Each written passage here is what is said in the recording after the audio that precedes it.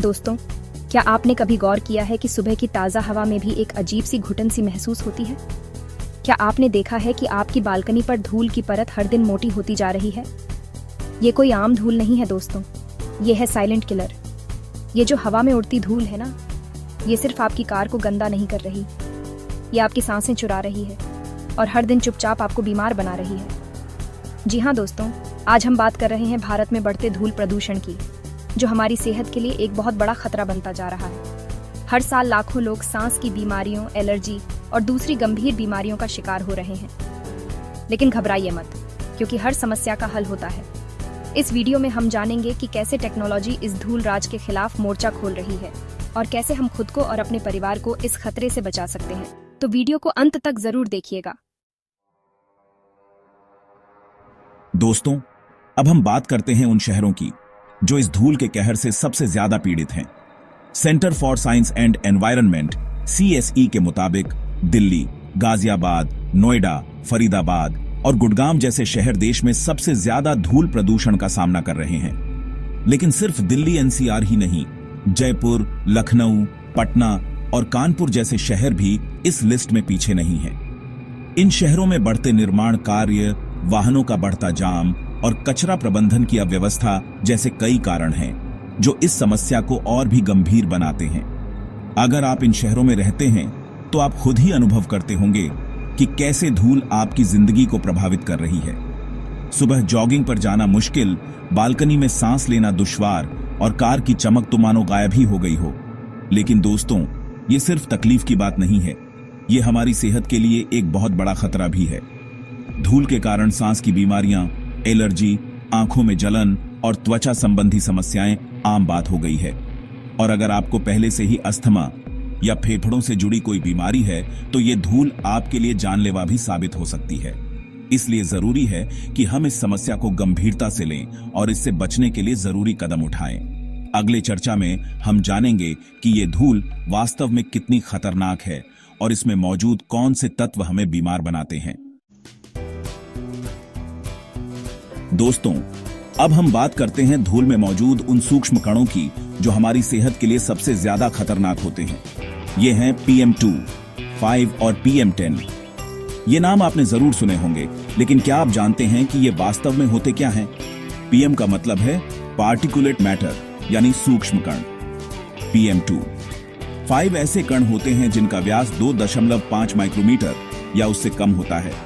ये इतने छोटे होते हैं कि हम इन्हें नंगी आंखों से देख भी नहीं सकते, जबकि PM10 के कण 2.5 से 10 माइक्रोमीटर के बीच होते हैं। अब सवाल यह है कि ये कण इतने खतरनाक क्यों हैं? दरअसल इनका आकार इतना छोटा होता है कि ये हमारे फेफड़ों में बहुत आसानी से प्रवेश कर जाते हैं और वहां जमा होने लगते हैं। PM2, 5 तो और भी ज्यादा खतरनाक होता है, क्योंकि ये हमारे रक्त प्रवाह में भी प्रवेश कर सकता है। इन कणों में कई तरह के जहरीले तत्व मौजूद होते हैं, जैसे कि लेड, निकेल, सल्फर डाइऑक्साइड और कार्बन मोनोऑक्साइड। जब ये तत्व हमारे शरीर में प्रवेश करते हैं, तो कई तरह की बीमारियों का कारण बनते हैं। सांस की बीमारियां जैसे अस्थमा, ब्रोंकाइटिस और फेफड़ों का कैंसर, हृदय रोग, डायबिटीज और यहां तक कि अल्जाइमर जैसी गंभीर बीमारियों का जोखिम भी बढ़ जाता है। विश्व स्वास्थ्य संगठन WHO के अनुसार प्रदूषण से हर साल लगभग 70 लाख लोगों की मौत हो जाती है और इसमें PM2, 5 का बहुत बड़ा योगदान है। तो दोस्तों, ये समझना बहुत जरूरी है कि ये छोटे छोटे कण कितने खतरनाक हो सकते हैं। अगले चर्चा में हम जानेंगे कि धूल प्रदूषण का सबसे ज्यादा असर किन लोगों पर पड़ता है और उन्हें इससे बचने के लिए क्या करना चाहिए। बच्चों और बुजुर्गों पर सबसे ज्यादा असर दोस्तों, जैसा कि हमने पिछले चर्चा में देखा, धूल प्रदूषण सभी के लिए हानिकारक है, लेकिन कुछ लोग ऐसे भी हैं जो इसके प्रभावों के लिए ज्यादा संवेदनशील होते हैं। इनमें सबसे पहले आते हैं हमारे बच्चे। जी हाँ दोस्तों, बच्चों का इम्यून सिस्टम अभी पूरी तरह से विकसित नहीं होता है, जिसके कारण वे धूल में मौजूद जहरीले तत्वों का मुकाबला अच्छी तरह से नहीं कर पाते। इसके अलावा बच्चे ज्यादा तेजी से सांस लेते हैं, जिसके कारण वे हवा में मौजूद प्रदूषकों की ज्यादा मात्रा अंदर ले लेते हैं। धूल प्रदूषण के कारण बच्चों में सांस की बीमारियां जैसे अस्थमा, ब्रोंकाइटिस और निमोनिया होने का खतरा बढ़ जाता है। इसके अलावा यह उनके फेफड़ों के विकास को भी प्रभावित कर सकता है, जिससे उन्हें बाद में जिंदगी में सांस लेने में तकलीफ हो सकती है। धूल प्रदूषण के प्रति संवेदनशील दूसरा समूह है बुजुर्गों का। उम्र बढ़ने के साथ साथ हमारे शरीर की रोग प्रतिरोधक क्षमता कमजोर होने लगती है और फेफड़े भी कमजोर हो जाते हैं। इस कारण बुजुर्गों को भी धूल प्रदूषण से ज्यादा खतरा रहता है। धूल प्रदूषण के कारण बुजुर्गों में हृदय रोग, फेफड़ों के रोग और स्ट्रोक जैसी गंभीर बीमारियों का खतरा बढ़ जाता है।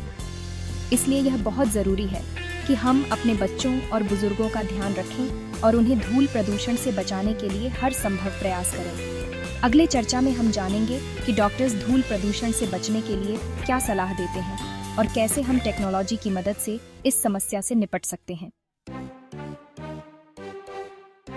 डॉक्टर्स की सलाह, अस्थमा, खांसी, स्किन एलर्जी। दोस्तों, अब हम बात करते हैं कि धूल प्रदूषण से होने वाली बीमारियों से कैसे बचा जा सकता है।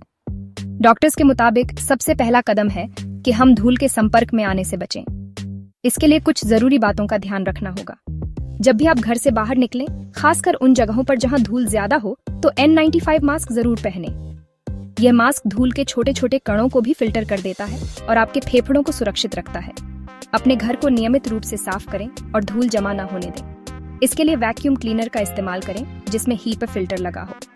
गीले कपड़े से पोछा लगाने से भी धूल साफ होती है। अगर आप धूल प्रदूषण वाले इलाके में रहते हैं तो अपने घर और ऑफिस में एयर प्यूरिफायर जरूर लगवाएं। यह हवा में मौजूद धूल के कणों, एलर्जी पैदा करने वाले तत्वों और अन्य प्रदूषकों को दूर करता है और हवा को साफ बनाता है। पानी हमारे शरीर से टॉक्सिन्स को बाहर निकालने में मदद करता है, इसलिए धूल प्रदूषण से बचने के लिए खूब पानी पिएं। धूम्रपान करने से फेफड़े कमजोर होते हैं और धूल प्रदूषण का असर ज्यादा होता है, इसलिए धूम्रपान करना बंद कर दें और दूसरों को भी ऐसा करने के लिए प्रेरित करें। अगर आपको धूल प्रदूषण के कारण खांसी, जुकाम, सांस लेने में तकलीफ या त्वचा पर एलर्जी जैसी कोई भी समस्या हो रही है तो तुरंत डॉक्टर से संपर्क करें और उनकी सलाह लें। दोस्तों, धूल प्रदूषण एक गंभीर समस्या है, लेकिन हम कुछ सादे उपाय करके खुद को और अपने परिवार को इससे बचा सकते हैं। टेक्नोलॉजी ने हमें ऐसे कई उपकरण दिए हैं जो हमें इस समस्या से निपटने में मदद कर सकते हैं। जरूरत है तो बस जागरूकता की और कुछ सादे कदम उठाने की। याद रखें, स्वास्थ्य ही सबसे बड़ा धन है। धूल से जंग टेक्नोलॉजी के संग। दोस्तों, धूल तो उड़ती रहेगी, लेकिन अगर हम सभी मिलकर टेक्नोलॉजी का सही इस्तेमाल करें और कुछ जरूरी बातों का ध्यान रखें तो इस हवा को फिर से साफ बनाया जा सकता है। याद रखें, ये जंग सिर्फ एक व्यक्ति की नहीं बल्कि पूरी मानवता की है। तो आइए हम सभी मिलकर प्रण लें कि हम धूल प्रदूषण के खिलाफ इस जंग में अपना योगदान जरूर देंगे और एक स्वस्थ और खुशहाल भविष्य का निर्माण करेंगे, क्योंकि एक स्वस्थ देश ही एक महान देश बन सकता है। अगर ये वीडियो आपको पसंद आया तो लाइक, शेयर और सब्सक्राइब जरूर करें, क्योंकि एशविन्स टेक टॉक लाता है ऐसे ही कंटेंट जो भविष्य बदल सकता है।